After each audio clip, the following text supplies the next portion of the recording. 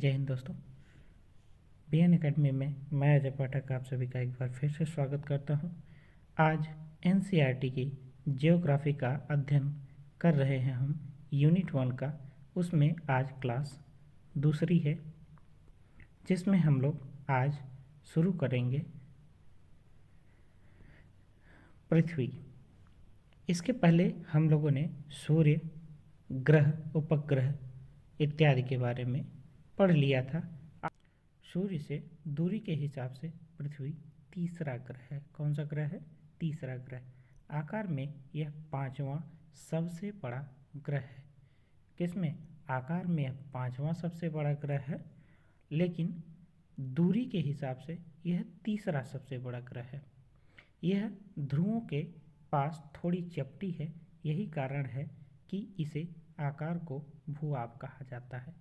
जैसे दूरी के हिसाब से हम जानते हैं दोस्तों, अगर यहाँ सूर्य है तो सबसे पहला ग्रह होता है बुध, फिर शुक्र और तीसरा होता है हमारी पृथ्वी।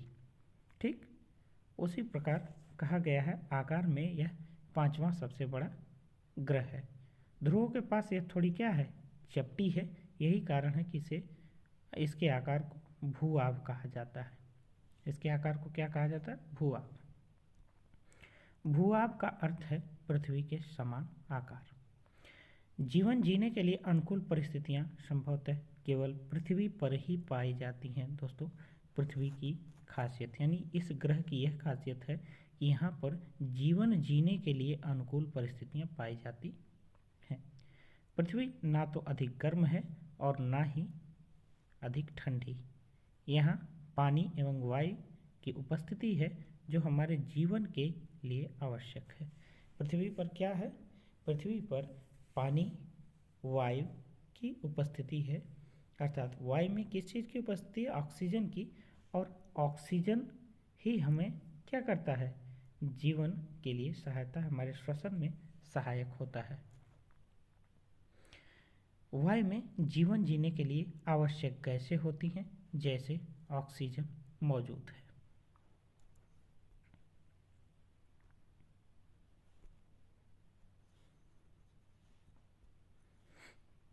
ऑक्सीजन मौजूद है। इन्हीं कारणों से पृथ्वी सौरमंडल का सबसे अद्भुत ग्रह माना जाता है। पृथ्वी को सबसे अद्भुत ग्रह किस लिए कहा जाता है? क्योंकि यहाँ पर ऑक्सीजन की उपस्थिति यानी वायु है। क्या है?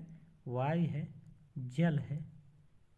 इन्हीं की वजह से यहाँ पर क्या है? जीवन है। इसीलिए पृथ्वी को अद्भुत ग्रह कहा जाता है। अंतरिक्ष से देखने पर पृथ्वी नीले रंग की दिखाई देती है। क्यों दिखाई देती है? क्योंकि यह इसकी सतह 2/3 सतह पानी से ढकी हुई है, इसलिए इसे नीले ग्रह की संज्ञा यानी क्या? नीले ग्रह की संज्ञा दी गई है। नीले ग्रह के नाम से इसे जाना जाता है। अंतरिक्ष से जब हम देखते हैं तो पृथ्वी हमें किस तरह दिखाई देती है? नीले रंग की दिखाई देती। क्यों? क्योंकि इसका 2/3 सतह पानी से ढका हुआ है। चलिए आगे चलते हैं। अब हम लोग जानते हैं चंद्रमा के बारे में। किसके बारे में? चंद्रमा के बारे में।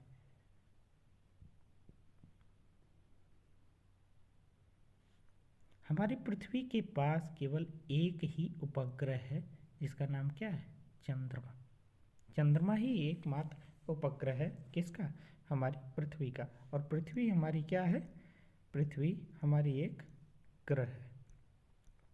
ग्रह किसे कहते हैं? जो सूर्य के चारों ओर क्या करते हैं? चक्कर लगाते हैं, उन्हें हम क्या कहते हैं? ग्रह। पृथ्वी भी हमारी एक ग्रह है। इसका व्यास पृथ्वी के व्यास का केवल 1/4 है। अर्थात पृथ्वी मान लो ये है तो चंद्रमा का व्यास केवल इतना है। ठीक, चंद्रमा का व्यास केवल इतना, पृथ्वी का 1/4 इसका व्यास होता है। यह इतना बड़ा इसलिए प्रतीत होता है क्योंकि यह हमारे ग्रह से अन्य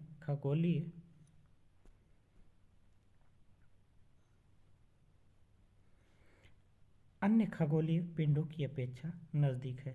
अर्थात चंद्रमा हमें इतना बड़ा इसलिए दिखाई देता है क्योंकि यह अन्य खगोलीय पिंडों के अपेक्षा में हमारे पृथ्वी के क्या है, नज़दीक है। यह हमसे लगभग 3,84,400 किलोमीटर की दूरी पर है।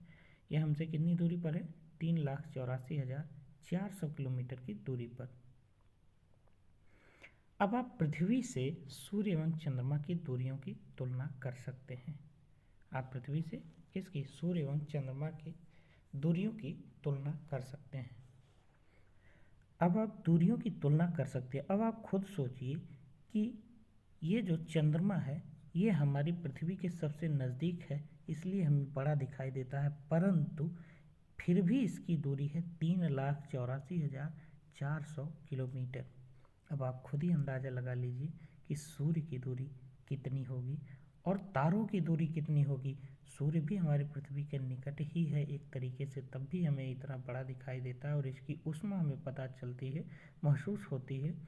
लेकिन तारे बहुत छोटे हैं, जो क्या बहुत ही अत्यधिक दूरी पर हैं, जो हमें बहुत छोटे दिखाई देते हैं। ठीक, चलिए कुछ अन्य तथ्यों के बारे में जानते हैं। जैसे यहाँ पर दिया गया है, क्या आप जानते हैं प्रकाश की गति, देखिए बहुत महत्वपूर्ण है, इनको ध्यान से देखिएगा। प्रकाश की गति लगभग 3 लाख किलोमीटर प्रति सेकंड होती है, अर्थात एक सेकंड में प्रकाश कितना चलेगा, 3 लाख किलोमीटर चलेगा। इस गति के बावजूद सूर्य के प्रकाश को पृथ्वी तक पहुंचने में लगभग 8 मिनट का समय लगता है। इसकी कितनी होती है, 3 लाख किलोमीटर प्रति सेकंड होती है। इसके बावजूद भी ये जो सूर्य का प्रकाश है इसको पृथ्वी तक आने में 8 मिनट का समय लगता है। अब आप सोच लीजिए कि दूरी कितनी है। चलिए आगे चलते हैं। कुछ रोचक तथ्य हैं, जैसे आप जानते होंगे नील आर्मस्ट्रांग के बारे में। नील आर्मस्ट्रांग पहले व्यक्ति थे जिन्होंने 21 जुलाई 1969 को सबसे पहले चंद्रमा की सतह पर कदम रखा। मालूम करो क्या कोई और भारतीय चंद्रमा पर गया था, ये आप सोचो और पता करो। पहला व्यक्ति कौन था दोस्तों, पहला व्यक्ति नील आर्मस्ट्रांग थे, जिन्होंने 21 जुलाई, ये डेट आपको बहुत महत्वपूर्ण है, इसको याद रखिए, 21 जुलाई 1969 को सबसे पहले चंद्रमा पर कदम रखने वाले कौन थे, नील आर्मस्ट्रांग। चलिए आगे चलते हैं। यहाँ पर बताया गया है उपग्रह एक क्या है, खगोलीय पिंड है, जो ग्रहों के चारों ओर उसी प्रकार चक्कर लगाता है जिस प्रकार ग्रह सूर्य के चारों ओर चक्कर लगाते हैं। अर्थात अगर ये सूर्य है तो सूर्य के चारों ओर कौन चक्कर लगाएगा, ये जो बाहरी कक्षाओं में कौन चक्कर लगाता है, ये बाहरी कक्षाओं में ग्रह चक्कर लगाते हैं। और इन ग्रहों का चक्कर जो लगाते हैं इनके चारों ओर, उनको क्या कहते हैं, उपग्रह कहते हैं, उनको उपग्रह कहते हैं। कुछ उपग्रह जो मानव निर्मित हैं, एक कृत्रिम पिंड है। मानव निर्मित उपग्रह को क्या कहते हैं, यह एक कृत्रिम पिंड है, यह वैज्ञानिकों के द्वारा बनाया गया है, जिसका उपयोग ब्रह्मांड के बारे में जानकारी प्राप्त करने एवं पृथ्वी पर संचार माध्यम के लिए किया जाता है। इनका उपयोग किस लिए किया जाता है, जानकारी प्राप्त करने के लिए, किसके बारे में, ब्रह्मांड के बारे में जानकारी प्राप्त करने एवं पृथ्वी पर संचार माध्यम के लिए किया जाता है। जैसे आज आप बहुत सारी वीडियो को देखते हैं, यूट्यूब पर देखते हैं, फ़ोन से बातें करते हैं, नेटवर्क इंटरनेट जो चल रहा है, ये सब माध्यम जो भी हैं ये सब किससे, मानव निर्मित उपग्रह के द्वारा ही क्या संभव हो पा रहे हैं। ये जो उपग्रह हैं इन्हें रॉकेट के द्वारा, किसके द्वारा, इसे रॉकेट के द्वारा अंतरिक्ष में भेजा जाता है, पृथ्वी की कक्षा में स्थापित कर दिया जाता है। रॉकेट के द्वारा इन्हें अंतरिक्ष में भेजकर पृथ्वी की कक्षा में क्या कर दिया जाता है, स्थापित कर दिया जाता है। अंतरिक्ष में उपस्थित कुछ भारतीय उपग्रह जैसे इनसैट नंबर 1, नंबर 2 IRS और नंबर 3 एजोसैट। ठीक, इनके बारे में आप लोग याद रख लीजिएगा। ये 3 उपग्रह मानव निर्मित उपग्रह हैं। ठीक, देखिए यहाँ पर चित्र में कुछ इस तरीके से दिखाया गया है आपको। इसी तरीके से जैसे यहाँ से रॉकेट का प्रक्षेपण, यहाँ से रॉकेट का प्रक्षेपण होता है और यहाँ रॉकेट क्या करता है, अलग होकर पृथ्वी की तरफ आ जाता है और यहाँ पर जो उपग्रह है, यहाँ रॉकेट पृथ्वी पर गिरता है और यहाँ उपग्रह क्या करते हैं, यहाँ पर रॉकेट पृथ्वी पर आ जाता है तो जो इसका थर्ड पार्ट होता है यानी आखिरी पार्ट जो हमें पृथ्वी की कक्षा में प्रवेश करवाना होता है, यह उपग्रह है जिसको कक्षा में प्रवेश करवा के छोड़ दिया जाता है। चलिए आगे चलते हैं।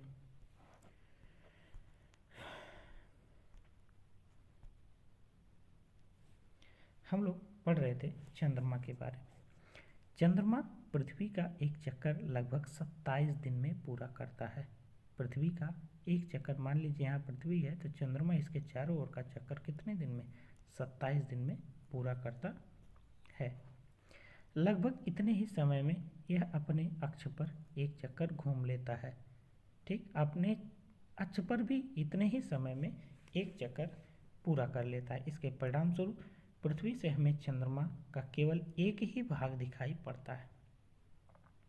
चंद्रमा की परिस्थितियां जीवन के लिए अनुकूल नहीं है, अर्थात चंद्रमा पर क्या जीवन जीने के लिए पर्याप्त पानी और वायु की उपस्थिति नहीं है, जिसकी वजह से हम कहते हैं कि वहाँ पर जीवन के लिए अनुकूल वातावरण नहीं है। इसकी सतह पर पर्वत, मैदान व गड्ढे हैं जो चंद्रमा की सतह पर छाया बनाते हैं। पूर्णिमा के दिन, किस दिन, पूर्णिमा के दिन चंद्रमा पर इनकी छाया को देखा जा सकता है। जो दूरबीन बड़े बड़े वेधशालाओं में लगे हैं उनके द्वारा हम क्या कर सकते हैं, चंद्रमा के सतह पर जो ये पर्वत, मैदान एवं गड्ढे हैं उनको देखा जा सकता है। चलिए आगे बढ़ते हैं और अब हम पढ़ते हैं किसके बारे में, क्षुद्र ग्रह के बारे में। अब बात करते हैं क्षुद्र ग्रह की। ये देखिए क्षुद्र ग्रह का एक फोटो आपको दिखाया गया है। तारों, ग्रहों एवं उपग्रहों के अतिरिक्त, किसके अतिरिक्त, तारों, तारा जैसे सूर्य, सूर्य भी एक क्या है आपका, तारा है। तारों, ग्रहों, उपग्रहों के अतिरिक्त असंख्य छोटे छोटे पिंड भी सूर्य के चारों ओर चक्कर लगाते हैं। इन पिंडों को क्षुद्र ग्रह कहा जाता है। कौन, तारों, ग्रहों एवं उपग्रहों के अतिरिक्त असंख्य छोटे छोटे पिंड भी सूर्य के, किसके, सूर्य के चारों ओर चक्कर लगाते हैं, इन्हें क्षुद्र ग्रह कहते हैं। ये मंगल एवं बृहस्पति की कक्षाओं के बीच पाए जाते हैं। ये मोस्ट इम्पॉर्टेंट है दोस्तों, इनको याद रखिएगा। ये किसके बीच, क्षुद्र ग्रह मंगल और बृहस्पति की कक्षाओं के बीच पाए जाते हैं। मान लीजिए ये मंगल की कक्षा है और ये बृहस्पति की, इन्हीं के बीच में क्या पाए जाएंगे, क्षुद्र ग्रह पाए जाएंगे। ठीक, चलिए आगे चलते हैं। पाए जाते हैं, वैज्ञानिकों के अनुसार ये क्षुद्र ग्रह ग्रह के ही भाग होते हैं जो कि बहुत वर्ष पहले विस्फोट के बाद ग्रहों से टूटकर अलग हो गए। अर्थात ये कहा जा रहा है कि ये जो क्षुद्र ग्रह हैं ये भी किसके भाग हैं, ग्रहों के ही भाग हैं। किसके भाग हैं, ग्रहों के ही भाग हैं, परंतु बहुत वर्षों पहले किसी कारणवश विस्फोट के कारण ये इनसे अलग हो गए हैं। ठीक, और क्या कर रहे हैं, सूर्य का चक्कर लगा रहे हैं। किनके बीच में पाए जाते हैं, ये पाए जाते हैं किसके, मंगल और बृहस्पति की कक्षाओं के बीच। चलिए अब बात करते हैं उल्का पिंड की। उल्का पिंड ये क्या होते हैं, सूर्य के चारों ओर चक्कर लगाने वाले पत्थरों के छोटे छोटे टुकड़ों को उल्का पिंड कहते हैं। सूर्य के चारों ओर चक्कर लगाने वाले छोटे छोटे पत्थरों के टुकड़ों को क्या कहते हैं? उल्का पिंड कहते हैं। कभी कभी ये उल्का पिंड पृथ्वी के इतने नज़दीक आ जाते हैं कि इनकी प्रवृत्ति पृथ्वी पर गिरने की होती है।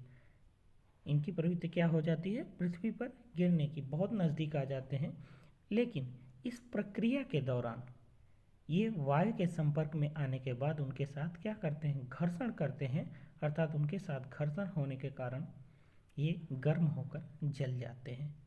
लेकिन कुछ ऐसे हैं जो नहीं जलते हैं और पृथ्वी पर आकर गिर जाते हैं। लेकिन यहाँ पर दिया है क्या करते हैं? ये वायु से घर्षण के फलस्वरूप जल जाते हैं। फलस्वरूप चमकदार प्रकाश उत्पन्न होता है। कभी कभी कोई कोई उल्कापिंड पूरी तरह जले बिना पृथ्वी पर गिरता है, यानी गिर जाता है, जिससे धरातल पर क्या हो जाते हैं? गड्ढे हो जाते हैं, गड्ढे बन जाते हैं। क्या अपने तारों वाले खुले आकाश में एक ओर से दूसरी ओर तक फैली चौड़ी सफ़ेद पट्टी की तरह एक चमकदार रास्ते को देखा है? ये आपसे पूछा गया है। ये आपसे क्या पूछा गया? ये पूछा जा रहा है कि क्या आपने खुले आकाश में एक ओर से दूसरी ओर तक फैली चौड़ी सफ़ेद पट्टी की सतह एक चमकदार रास्ते को देखा है, जो यह इस चित्र में दिखाया गया है। यह लाखों तारों का समूह है। यह क्या है? लाखों तारों का समूह है। और यह पट्टी जो लाखों तारों की समूह है, उसको हम कहते हैं आकाशगंगा। क्या कहते हैं? आकाशगंगा। यह क्या है? यह फैली चौड़ी सफ़ेद पट्टी की तरह होती है, ठीक ना। इसे मिल्की वे कहा जाता है। क्या कहा जाता है? मिल्की वे कहा जाता है। आकाशगंगा मिल्की वे कहा जाता है। हमारा सौरमंडल इस आकाशगंगा का एक भाग है। अब आप सोचिए, हमारा जो सौरमंडल है ये खुद ही इतना बड़ा, सौरमंडल में सूर्य है, सूर्य के बाद क्या है? तारे, ग्रह, उपग्रह, क्षुद्र ग्रह इत्यादि इतने सारी चीज़ें हैं। और यह हमारा सौरमंडल बहुत बड़ा है। क्या है? बहुत बड़ा है। लेकिन यह सौरमंडल भी सिर्फ एक भाग है किसका? आकाशगंगा का। अब सोचिए आकाशगंगा कितनी बड़ी। आकाशगंगा मिल्की वे, हमारा सौरमंडल भी इस आकाशगंगा का केवल एक भाग है। प्राचीन भारत में इसकी कल्पना आकाश में प्रकाश की एक बहती नदी से की गई है। आकाश में प्रकाश की बहती नदी से की गई है। इस प्रकार इसका नाम आकाशगंगा पड़ा। इसका नाम आकाशगंगा कैसे पड़ा? प्राचीन काल में, पुराने समय में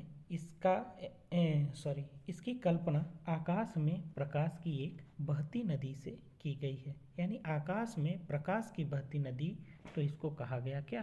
आकाशगंगा, यानी नदी की संज्ञा दी गई। आकाशगंगा करोड़ों तारों, बादलों तथा गैसों की एक प्रणाली है। इस प्रकार की लाखों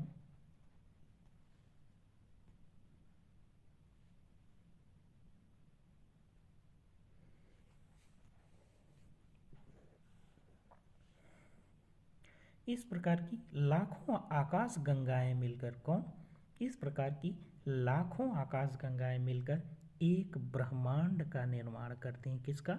अब सोचिए, सबसे बड़ा तो हमारा सौरमंडल ही है, हमारे ग्रह, यानी हम पृथ्वी पर रहते हैं। पृथ्वी के बाद हम सौरमंडल को जानते हैं। सौरमंडल खुद ही इतना बड़ा है, लेकिन सौरमंडल भी भाग है किसका? आकाशगंगा का। किसका? आकाशगंगा का। आकाशगंगा का।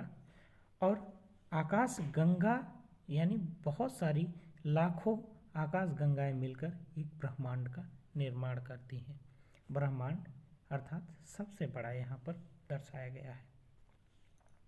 ब्रह्मांड की विशालता की कल्पना करना अत्यधिक कठिन है।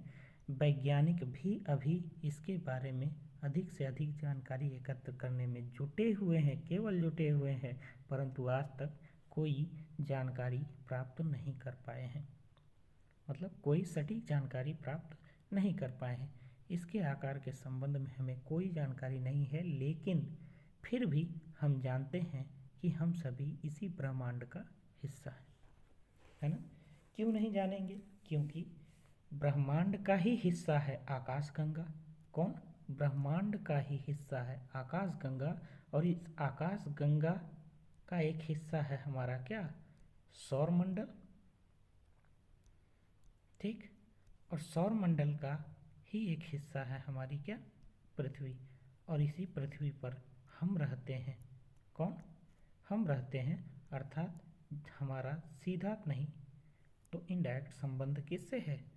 ब्रह्मांड से है। इतना हम जानते हैं।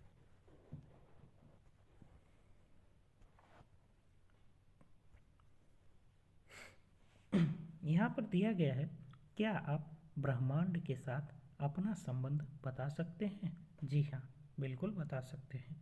ये देखिए, ये हैं हम अपनी पृथ्वी पर, और पृथ्वी किसका हिस्सा? सौरमंडल का।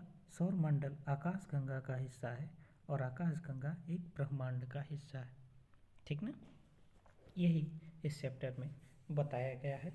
दोस्तों, आज हमारा दूसरा भाग यानी दूसरा लेक्चर ख़त्म होता है, यानी एनसीईआरटी ज्योग्राफी क्लास 6 की यूनिट 1 ख़त्म होती है। आइए कुछ अभ्यास करते हैं इस यूनिट के तहत। चलिए, कुछ क्वेश्चन हैं जिसको आप देखिए और करने का प्रयत्न करिए। क्वेश्चन नंबर 1 दिया है, ग्रह और तारे में क्या अंतर है? दोस्तों, पहले ही बताया था हमने कि हम सबसे पहले पढ़े थे कि ग्रहों के पास अपना क्या? ऊष्मा और प्रकाश इत्यादि नहीं होता है, लेकिन तारों के पास अपना स्वतः प्रकाश और अपनी स्वतः की ऊष्मा इत्यादि होती है। ये मेन अंतर है। दूसरा प्रश्न है, क्या सौरमंडल से आप क्या समझते हैं? सौरमंडल में क्या क्या आते हैं? तारे, ग्रह, उपग्रह, क्षुद्रग्रह इत्यादि आते हैं। ये सब हमारे किसके? सौरमंडल के भाग हैं। ये भी आप पढ़े ही हैं। चलिए, तीसरा क्वेश्चन है हमारा, सूर्य से उनकी दूरी के अनुसार सभी ग्रहों के नाम लिखिए। तो सबसे पहले होता है क्या? बुध, फिर शुक्र, फिर पृथ्वी, मंगल, फिर बृहस्पति, शनि, उसके बाद अरुण और वरुण। यम नहीं, क्योंकि यम को अगस्त 2006 में क्या कर दिया गया? बौने ग्रह की श्रेणी में डाल दिया गया और इसे ग्रह की श्रेणी से निकाल दिया गया। चलिए, क्वेश्चन नंबर 4, पृथ्वी को अद्भुत ग्रह क्यों कहा जाता है? अभी हमने पढ़ा पृथ्वी को अद्भुत ग्रह क्यों कहा जाता है, क्योंकि ये क्या है? यह इस पर सबसे पहली बात तो इस पर जीवन संभव है। इस पर जल की मात्रा पाई जाती है, इस पर वायु पाई जाती है, और इस पर जीवन पाया जाता है। इसीलिए इसको अद्भुत ग्रह कहा जाता है। बहुत सारी चीज़ें आप लिख सकते हैं। उसके बाद क्वेश्चन नंबर 5, हम हमेशा चंद्रमा को के एक भाग को ही क्यों देख पाते हैं? क्योंकि इस पर जो पर्वत, गड्ढे इत्यादि हैं, यह क्या करते हैं? चंद्रमा पर छाया बनाते हैं। ब्रह्मांड क्या है? ब्रह्मांड अभी आपने पढ़ा, ब्रह्मांड है लाखों आकाश गंगाएं मिलकर, लाखों आकाश गंगा मिलकर किसका निर्माण करते हैं? ब्रह्मांड का निर्माण करते हैं। चलिए आगे चलते हैं। ये महत्वपूर्ण क्वेश्चन जो आए हुए हैं परीक्षाओं में, ये आप देखिए और इनका उत्तर आप देखिएगा। क्वेश्चन नंबर 1, दिया है किस ग्रह को पृथ्वी का जुड़वा ग्रह के नाम से जाना जाता है? तो आंसर हमारा क्या है? शुक्र ग्रह। क्यों माना जाता है? क्योंकि यह आकार में लगभग पृथ्वी के समान ही है। ठीक ना। क्वेश्चन नंबर 2, इसमें दिया गया है सूर्य से तीसरा सबसे नज़दीक ग्रह कौन सा है? अगर आप दूरी के हिसाब से इन ग्रहों का क्या उपस्थिति पढ़ेंगे तो सबसे पहले आपका है बुध, दूसरे नंबर पर शुक्र और तीसरे नंबर पर क्या है? पृथ्वी। तो इस क्वेश्चन का आंसर क्या है? पृथ्वी। इसी के साथ दोस्तों ये लेक्चर भी आपका समाप्त होता है। आज हमारी यूनिट वन खत्म होती है।